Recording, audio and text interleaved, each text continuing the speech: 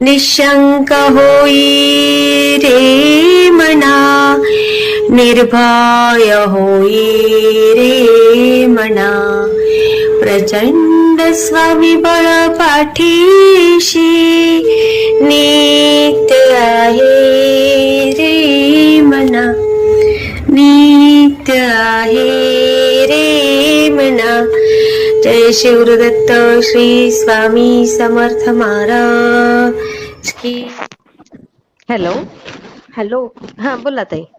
ताई, मी पुण्यावरून बोलतेय. हा बोला. एक अनुभव शेअर करायचा होता. हा सांगा ना पण ताई. मी नाव सांगू शकत नाही. बरं बरं बरं. हा मागे 2 महिन्यांपूर्वी माझ्या मुलाला एक बाई आणि एक मुलगी त्रास देत होते.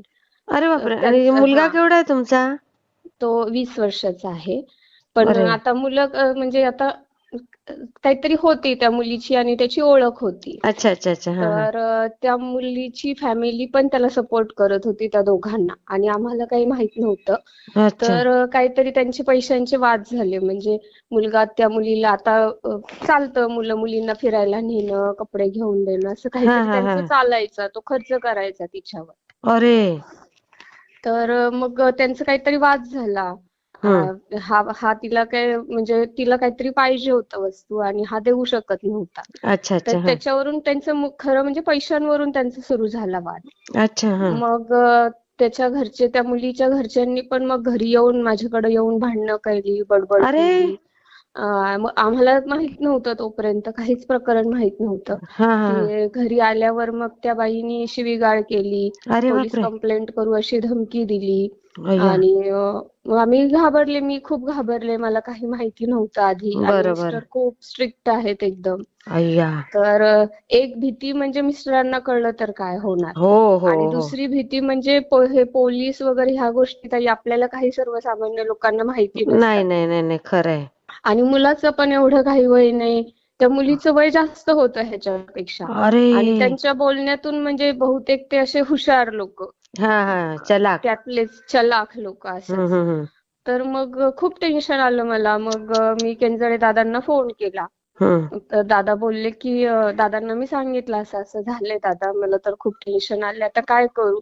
हो माझे हो मिस्टर पण खूप नास्तिक आहेत, त्यांना मी स्वामी सेवा केलेलं पण नाही आवडत. हो हो. तर आवडत नाही म्हणजे ते आधी आधी खूप बडबड करायचे. आता हम्म. ते बडबड नाही करत. पण असं नाही आवडत त्यांना. म्हणजे अच्छा त्यांच्या अच्छा. वागण्यावरून मला ते जाणवतं चांगलं की त्यांना हा नाही हा आवडत. आणि हा. ते काय देव वगैरे या गोष्टी असं जास्त मानत नाही, काही नाही, काही. अच्छा. हा हा. तर केंजळे दादा बोलले की तुम्ही कुलदेवताच्या दर्शनाला जाऊन या, हा हा. अंबाबाईच्या दर्शनाला जाऊन या. हा हा हा. आज घरामध्ये वातावरण एकदम कडक. टाईट झालेलं. हो हो. मिस्टरांना देवाधर्माचं काही घेणं देणं नाही. आई गं. मुलगा टेन्शन मध्ये, फुल बोलायचं नाही कोणाशी, काही नाही, जेवायचं नाही, काही नाही. अरे. कुणालाच सांगू शकत नाही काय की चला देवाला काय करा, काहीच नाही. आई गं. मी स्वामींचं सारामृत वाचते नेहमी. हा हा. म्हणजे आतापर्यंत खूप वेळा झालं माझं, ते स्वामींनी घेतलं माझ्याकडून. हा हा. आणि मग मी तर त्यात एका अध्यायामध्ये आहे की बाळप्पा महाराज जेव्हा त्यांच्या गावाला जाणार असतात, हा हा. तर चोळप्पा महाराजांचे जावई हा बाळप्पा महाराजांना म्हणतात की तुम्ही आल्यापासून आमचं नुकसान होतंय. हा तर हा. बाळप्पा महाराज म्हणतात की ठीक आहे, मी माझ्या गावाला जातो, तुम्ही हम्म. स्वामींना सांगा आणि मला पाठवून द्या गावाला हा स्वामींची हा हा. परवानगी घेऊन. हा. तर ते म्हणतात मग स्वामींना की चोळप्पा महाराजांचे जावई म्हणतात स्वामींना की स्वामी महाराज बाळप्पा त्यांच्या गावाला जाऊ इच्छितात त्यांच्या कुलदेवताच्या दर्शनासाठी. हा हा हा.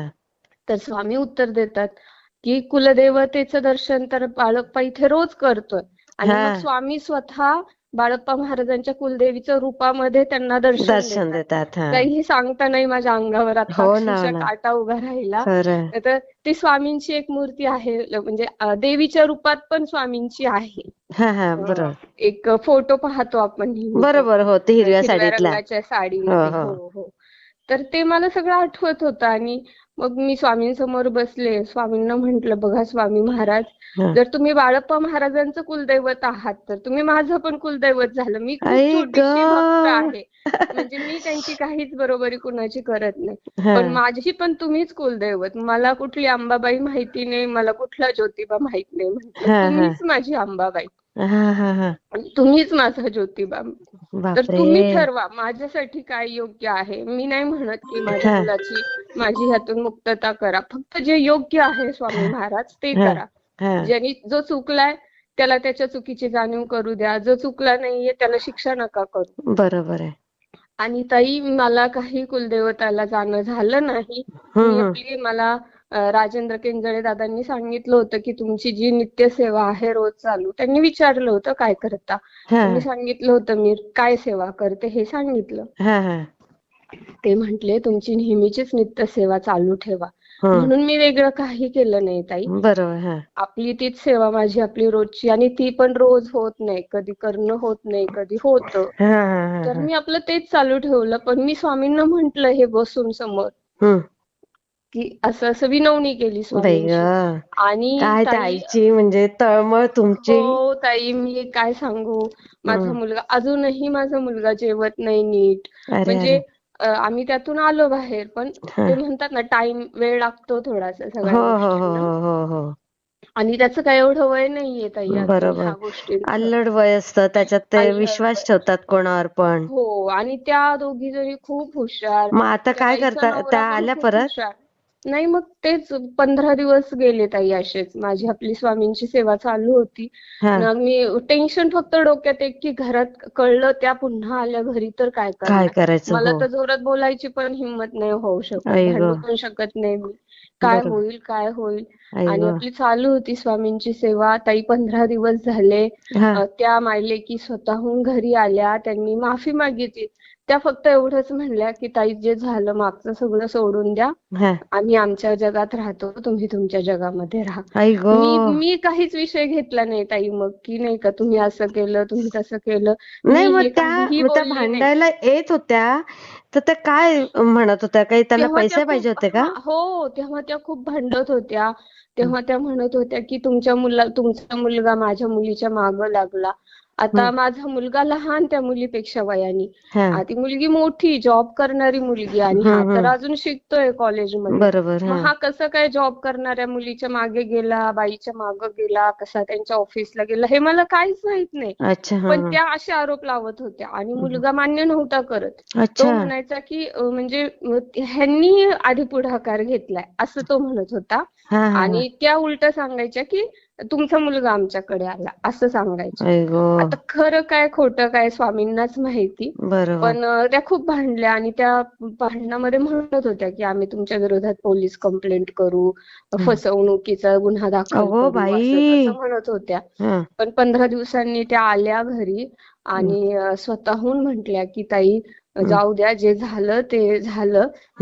तुम्ही पण आमच्याशी बोलू नका, आम्ही तुमच्याशी बोलत नाही. तुम्ही तुमचे सुखी राहा, आम्ही आमचे सुखी राहतो. बाप रे, काय आणि बुद्धी दिली स्वामींनी. हो ताई, आणि तो विषय तिथंच मिटला. म्हणजे मी त्यांना विचारलं नाही काय जास्तीचं, त्यांनी मला काही विचारलं नाही जास्तीचं, काही सांगितलं नाही, काही नाही. फक्त एवढंच म्हटल्या आणि त्या निघून गेल्या. तर त्यासाठी स्वामींचे, राजेंद्र केंजळे दादांचे आणि प्रदीप दादांचे खूप खूप खूप धन्यवाद.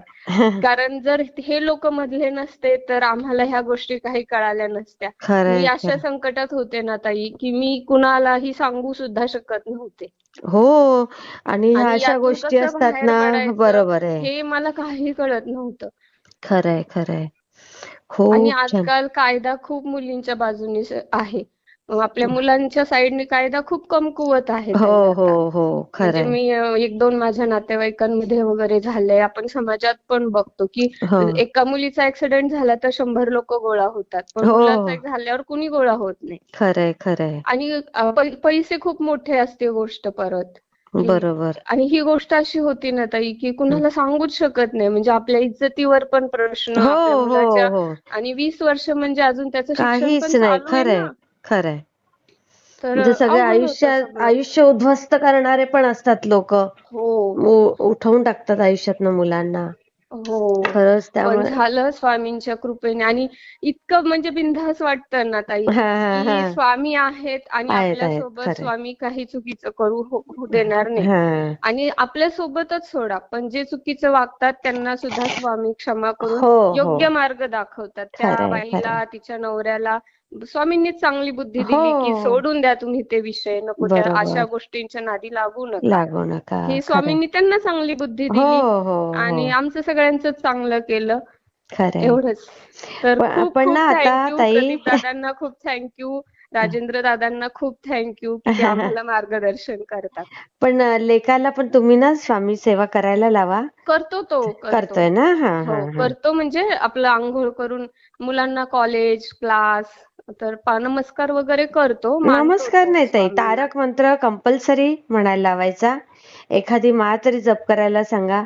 कारण ही आता त्याला असं त्रास, आता तुम्ही सेवा करत होत्या, सगळं करत होता म्हणून ठीक आहे. पण कसं ही सवय लागलेली कधीही चांगली मुलांना. हो, हो. हं. हं? मी शेअर करते ताई. श्री स्वामी चालेल, समर्थ. ठीक आहे. श्री स्वामी समर्थ ताई. कसा वाटला ते मला कमेंटमध्ये नक्की सांगा. आणि व्हिडिओ आवडला असेल तर लाईक, शेअर आणि सबस्क्राईब करायला विसरू नका.